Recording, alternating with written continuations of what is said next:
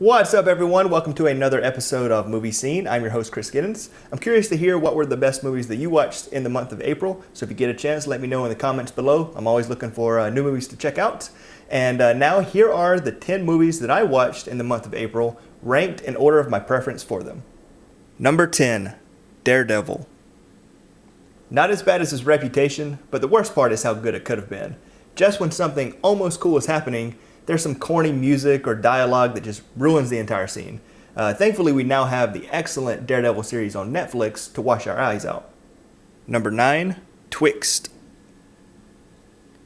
I'd much rather watch someone's effort at trying something new and falling short of the intended mark than to see the same old regurgitated crap that's pumped out like a shit factory. So kudos to Francis Ford Coppola for taking a chance, even though it's a bit of a fail. Number 8, Bloodsport.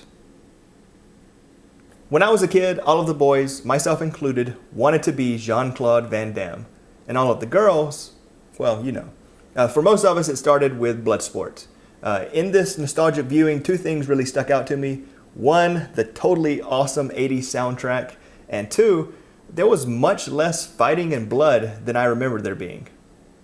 Number 7, The Man with the Iron Fists.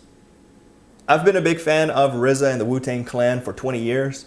But I had a feeling this was going to be just terrible. And it is an over-the-top mishmash of bad acting, sloppy editing, corny dialogue, ridiculous gore, cool characters, beautiful ladies, awesome music. I loved it.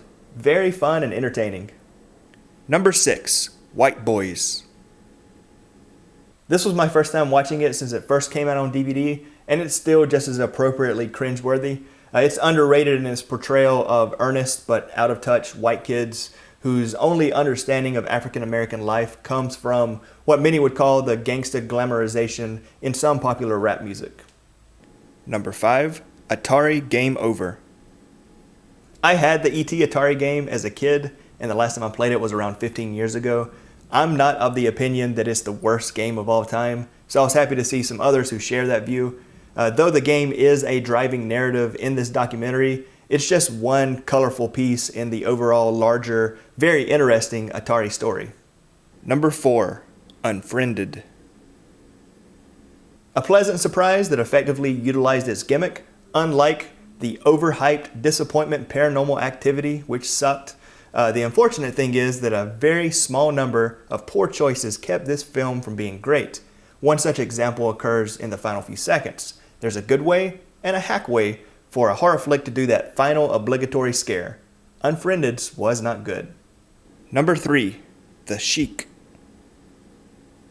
I grew up a huge wrestling fan, more so NWA, and then later ECW and WCW, and I still enjoy shoot interviews on YouTube. The Iron Sheik is more recently known for his outrageous and hilarious comments. He's quite the character. So I definitely recommend this often sad documentary for any former and current wrestling fans. Number 2, American Hustle. The acting was excellent by Batman, Lois Lane, Rocket Raccoon, Mystique, Hawkeye, and Louis C.K. And honestly, everything else was also top-notch and very entertaining. It's one of the better movies of the decade, and I look forward to seeing it again. Number 1, The Secret of Kells. A beautiful cartoon in every way.